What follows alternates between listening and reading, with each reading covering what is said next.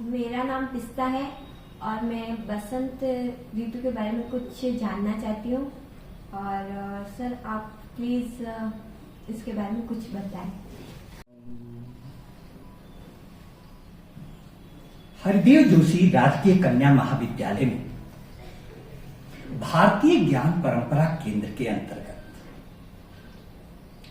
पिस्ता ने प्रश्न पूछा है बसंत ऋतु के बारे में। प्रिय विद्यार्थियों, हमें यह जानना है कि बसंत ऋतु जो होता है हम लोगों की सारी ऋतुओं में सबसे मनोरम ऋतु होती है। सारी ऋतुओं में सबसे मनोरम ऋतु। इस समय न अधिक गर्मी न अधिक शीत, एक सुहावना सा मौसम है। हवाएं तुम्हारी चारों तरफ ऐसी बह रही हैं जो किसी को भी छू ले। बागों में फूल खिले हुए हैं और हर तरफ एक तरह से प्यार का मौसम है। इसी समय वैलेंटाइन डे भी मनाया जाता है 14 फरवरी को।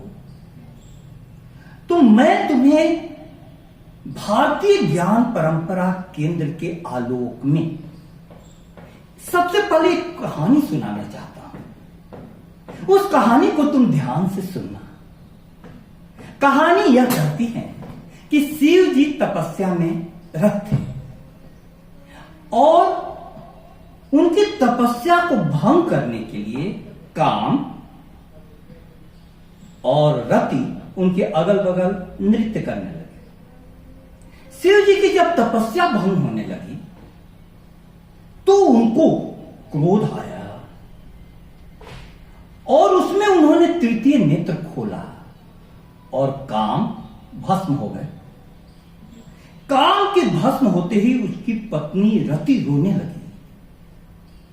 शिव जी से प्रार्थना की कि हमारे पति को जिंदा कर दीजिए। शिव जी ने हमारी परंपरा की कहानी के अनुसार कहते हैं कि अब इसको शरीर रूप में नहीं जिंदा किया जा सकता, लेकिन यह काम अस्तित्व में रहेगा और प्रत्येक के अंदर में रहेगा। प्यारे विद्यार्थियों, वह काम सभी के अंदर में है। उसको इंग्लिश में सेक्स भी कहा जाता है और काम वासना शब्द भी दिया जाता है। अब हमें यह समझना है 3 महत्वपूर्ण शब्द। एक है काम, दूसरा है प्रेम और तीसरा है भक्ति। काम कीचड़ की तरह है, कीचड़ की तरह। जीवन में चारों तरफ काम रूपी कीचड़ फैला हुआ है। आप आजकल जब भी समाचार पत्र खोलिए या टीवी खोलिए तो इंदौर की सोनम का नाम सब जगह प्रसिद्ध हो गया। क्यों? उसने अपने प्रेमी के कारण शादी के बाद अपने पति को मेघालय में मरवा दिया। अभी एक अंजलि नाम की लड़की का केस आया है। उसने भी अपने प्रेमी के साथ मिलकर पति की हत्या करवा दी। पेपर में लगातार आता है पति ने प्रेमिका के साथ मिलकर पत्नी की हत्या करा दी, पत्नी ने प्रेमी के साथ मिलकर पति की हत्या करा दी, प्रेमी ने प्रेमिका का गला घोंट दिया, प्रेमिका ने प्रेमी को ठिकाने लगा दिया। अब सवाल होता है कि क्या इसको प्रेम कहेंगे? क्या यह प्रेम है? यहां पर प्रेम शब्द का उपयोग करना चाहिए? एकदम नहीं। यह वस्तुतः काम है, काम। किशोरावस्था में वही काम विद्यार्थियों के लिए बहुत बड़ी चुनौती बन जाता है। युवावस्था तक आते आते वह काम के आकर्षण के कारण लड़के और लड़की में जो परस्पर आकर्षण होता है उसके विरुद्ध समाज, माँ बाप सब कोई खड़े हो जाते हैं। कोई भी यह समझाने का प्रयत्न नहीं करता कि आखिर ऐसा क्या हो रहा है लड़के और लड़की मां बाप को छोड़कर, अपने जन्म देने वाले का घर छोड़कर भाग जाते हैं। तो हमें यह समझना है, अभिज्ञान शाकुंतलम महाकवि कालिदास की रचना है, आप सभी के कोर्स में पढ़ना है। उस कहानी को आप ध्यान से सुने, तब आपको आज की होने वाली काम और प्रेम की समस्या का मूल रूप पता चल जाएगा। कहानी कहती है कि शकुंतला कण्व ऋषि के आश्रम में थी, तो राजा दुष्यंत वहां आते हैं। राजा दुष्यंत शकुंतला को देखकर, शकुंतला राजा दुष्यंत को देखकर एक दूसरे के प्रेम में पड़ जाते हैं और शकुंतला और राजा दुष्यंत ने गांधर्व विवाह कर लिया। गांधर्व विवाह का अर्थ है बिना माता पिता की मर्जी से विवाह कर लेना। और उस विवाह के बाद शकुंतला गर्भवती हो जाती है। उस समय कण्व ऋषि आश्रम में नहीं है। वे जब लौटते हैं तो अपने योग बल से उन्होंने यह जान लिया कि क्या घटित हुआ। आज का यदि बाप रहता तो शकुंतला की हत्या कर देता, लेकिन कण्व ऋषि ने योग बल से जानने के बाद इस विवाह को अपनी अनुमति दे दी। एक संकेत है, बच्चा यदि गलती करे तो पीढ़ी को, पुरानी पीढ़ी को उसके साथ सहृदयता से पेश आना चाहिए। लेकिन गर्भवती शकुंतला हो गई, उसके बाद दुष्यंत चले जाते हैं अपने राजभवन में, और इधर शकुंतला दुष्यंत की याद में खोई हुई हैं। दुर्वासा ऋषि भिक्षा मांगने के लिए आते हैं। शकुंतला सुन नहीं पाती है क्योंकि वह दुष्यंत की याद में थी। तो दुर्वासा ने साफ दे दिया कि तुम जिसकी याद में खोई हुई मुझ तपस्वी को नहीं जानती, वह तुमको उसी प्रकार से भूल जाएगा जैसे कोई रात में देखे हुए सपने को भूल जाता है। ठीक है, अब देखो, इस साप के कारण राजा दुष्यंत भूल गए शकुंतला को। कण्व ऋषि शकुंतला को अब भेजते हैं अपने दो आदमियों के साथ, एक गौतमी और दूसरा शिष्य के साथ दुष्यंत के पास। इसको अपने पति के पास लेकर के जाओ। वह शकुंतला जब जाती हैं तब दुष्यंत को दुर्वासा ऋषि के शाप के कारण कुछ भी याद नहीं आ रहा है। शकुंतला बोलती हैं कि आपने मुझसे प्रेम किया था और आप भूल रहे हैं, लेकिन दुष्यंत को कुछ भी याद नहीं आ रहा है शाप के कारण। अब शकुंतला की स्थिति क्या हो जाती है? अब शकुंतला पति के द्वारा नहीं पहचाने जाने के कारण पति के घर में रहने के लायक नहीं है और वह अपने पिता कण्व ऋषि के भी घर लौटने की स्थिति में नहीं है और वह गर्भवती है। तब वह ऋषि के आश्रम में, मारीच ऋषि के आश्रम में जाती है। वहां पर वह एक पुत्र को जन्म देती है। वह पुत्र भरत, जिसके नाम पर हमारे देश का नाम भारतवर्ष। अब देखो, यह कहानी क्या कहना चाहती है प्रिय विद्यार्थियों? यह कहानी कहना चाहती है कि हम लोग जीवन में काम के द्वारा, आपके स्कूलों में भी प्रजनन चैप्टर पढ़ना होता है, रिप्रोडक्शन। तो किसी का भी जन्म काम के द्वारा होता है, लेकिन काम एक कीचड़ की तरह है। कीचड़ में कमल खिलता है। वह खिला हुआ कमल, काम रूपी कीचड़ में खिला हुआ कमल को हमारी संस्कृति ने प्रेम कहा है। अब इसको थोड़ा समझना अच्छी प्रकार से। कोयला और हीरा में अंतर क्या है? कोयला ही बाद में जाकर के हीरा बनता है, लेकिन कोयले को हीरा नहीं कहा जा सकता, क्योंकि कोयले में हीरे की चमक नहीं होती। वही कोयला जब बरसों तक दबाव सहता है तब वह हीरा बन जाता है। आपको जानना चाहिए, कोयला ही रूपांतरित होकर के हीरा बनता है। इसी प्रकार से काम ही रूपांतरित होकर के प्रेम बनता है। लेकिन काम ऐसा है जो तपस्या की अग्नि से गुजरकर प्रेम बनता है। आखिर शकुंतला के पुत्र का जन्म काम से हुआ था, लेकिन उसको हमने उसके नाम पर भारतवर्ष नाम पड़ा। क्यों? प्रेम के कारण उसने बच्चे को जन्म दिया।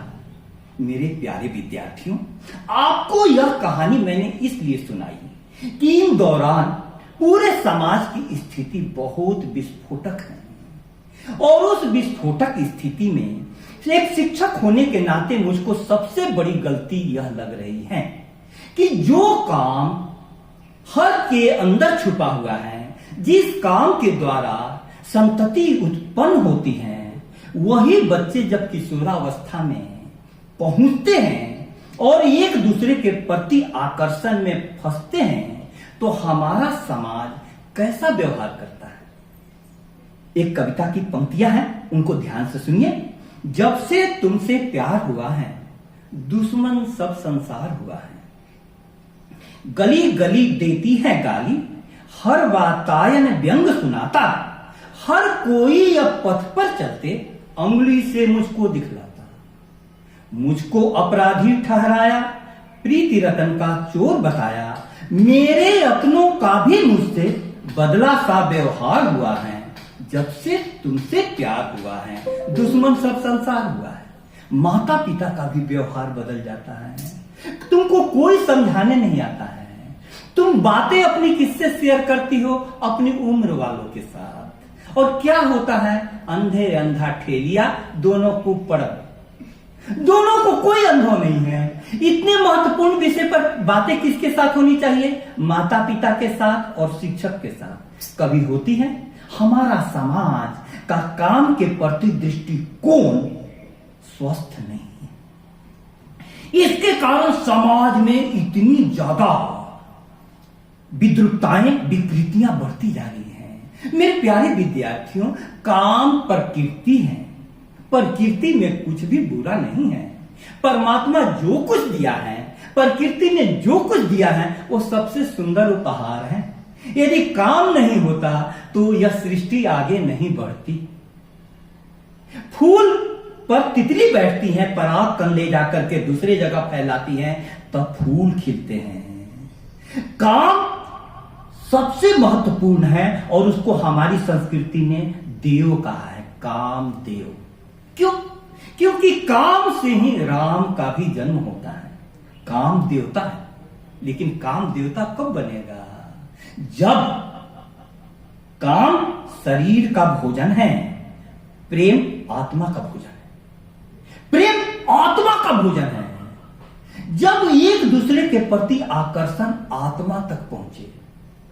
आप समझ नहीं पाए, आपको सरल रूप से मैं समझाता हूं, बहुत सहज ढंग से मैं समझाता हूं। अब देखो, प्रेम में लड़के लड़की एक दूसरे के पढ़ते हैं और वे काम के महत्व को नहीं जान करके बहुत सारे केसेज होते हैं। लड़की प्रेग्नेंट हो जाती है। यह शक्ति किसको मिली है गर्भ धारण की? लड़कियों को। इसलिए लड़कियों की जिम्मेवारी तो विशेष रूप से बनती है, क्योंकि जिंदगी उसकी खतरे में पड़ती है। अब शकुंतला को जब राजा ने पहचानने से मना किया, तो शकुंतला ने क्रोधवश कहा। वो तो वहां कालिदास ने संस्कृत में लिखा है, मैं हिंदी की कविता में उसको प्रस्तुत करता हूं। मेरे हक पर वे ध्यान क्या देते, मेरी खातिर वे जान क्या देते। उनकी निगाहें तो परों पे थी मेरे, वे मुझे आसमान क्या देते। वाकिया ही चकियों से जाहिर था, वे जो देते बयान क्या देते। हर सफर तय किया ख्यालों में, उन्हें रास्ते थकान क्या देते। जिस्म के दायरों में रहते थे, रूह को इत्मीनान क्या देते। प्यारे विद्यार्थियों, एक जिस्म होता है, शरीर। शरीर का संबंध जानवरों का भी हो जाता है। कभी तुमने देखा कि कुत्ता और कुत्ती तुम्हारे पास कार्ड देने आए हो कि हम लोग शादी करने जा रहे हैं, पधारिए? नहीं देखा। क्यों? वो प्रकृति के अनुसार चलते हैं। आहार निद्रा भय मैथुनम च समान में तत् पशु भी नराना। दोनों बराबर हैं पशु में और आदमी में। आहार निद्रा भय मैथुन। क्या अलग करता है? धर्मो ही तेसाम अधिको विशेषो धर्मेन ही ना पशु भी समाना। धर्म अलग करता है। मनुष्य प्रकृति में ही नहीं जीता है, मनुष्य उसको संस्कृति रूप देता है। काम प्रकृति है और प्रेम संस्कृति है। हम लोग के समाज में किसी के प्रति आकर्षण होता है तो हम लोग एक विशेष फंक्शन करते हैं, सबको कार्ड देकर के बुलाते हैं, पूजा करते हैं, उसके बाद एक दूसरे के प्रेम के बंधन में बंधते हैं। यही होता है हमारे समाज में। क्या लिखते हैं शादी के कार्ड पर? भेज रहा हूं स्नेह निमंत्रण प्रियवर तुझे बुलाने को, हे मानस के राजहंस तुम भूल न जाना आने को, आशीर्वाद देने आइए। तो यह क्या हुआ? प्रकृति काम अब प्रेम संस्कृति में बदल गया। प्रेम हमारी अद्भुत संस्कृति की देन है। प्रेम को कैसे पहचानोगे? काम को कैसे पहचानोगे? तुमने डर फिल्म देखी होगी शाहरुख खान की, जिसमें शाहरुख खान बोलता है तू हाँ कर या ना कर, तू है मेरी किरण। अब बताओ, लड़की कोई समान है? किरण कोई समान है कि कुर्सी को जैसे मैं बोलूं तू हाँ कर या ना कर, तू मेरी कुर्सी है? ऐसे में हम लोग किसी के इंसान के प्रति बोल सकते हैं? चेतना तुम में भी है, चेतना हम में भी है। तो यह डोमिनेशन, यह अधिकार आपको प्रेम नहीं है। प्रेम क्या है? सवाल होता है। देखो, हम लोग के शादी के कार्ड में भी लिखा रहता है कि दुल्हा और दुल्हन, वर और वधू प्रेम बंधन में बंधने जा रहे हैं, लिखा रहता है। अब बताओ, प्रेम बंधन है? कोई बंधन में रहना चाहता है? कोई जेल में रहना चाहता है? लेकिन क्यों ऐसा लिखते हैं? सोचो। एक श्लोक में बोलू संस्कृत का, ध्यान से सुनना। बंधनानि खलु संति बहुनी प्रेम रज्जु दृढ़ बंधनम अन्यत् दारु भेद निपुनो अपि सरंध्रित निष्क्रियो भौतिक पंकज को से। अर्थ आपको बता दूं, संस्कृत का श्लोक समझ में नहीं आया। देखो, अर्थ इतना प्यारा है कि बंधन कई प्रकार के होते हैं, लेकिन प्रेम का बंधन अनूठा है। क्यों अनूठा है? लकड़ी के बक्से को छेद कर करके निकल जाने वाला भौरा फूल की कोमल पंखुड़ियों में रात भर स्वेच्छा से बंद रहता है। इसको कहते हैं प्रेम। इसको कहते हैं प्रेम। House is made of bricks. House बनता है ईंट से, but home is made of love. लेकिन घर बनता है प्रेम से। उस प्रेम की जरूरत है। प्रेम के कारण राम पैदा हो जाते हैं। भय प्रगट के पाला, दीन दयाला, कौशल्या हितकारी, हर्षित महतारी, मुनि मनहारी, अद्भुत रूप निहारी। आज का जगत प्रेम के कारण सूना पड़ गया है। सूना पड़ गया है। प्रेम से लोग डरने लगे हैं। कितना खौफ होता है आप लोग अच्छी प्रकार से जानते होंगे। एक तरफ भावनाएं रोक नहीं पाती हैं। बसंत ऋतु चल रहा है, वैलेंटाइन डे पर एक दूसरे को गिफ्ट देते हैं लोग, प्रपोज करते हैं लोग, लेकिन वही प्रेम इतना बड़ा खतरा बन गया है। क्यों? क्योंकि प्रेम की परिभाषा बदल गई है। प्रेम आपको आत्मा के तल पर होता है। आत्मा माने क्या हुआ?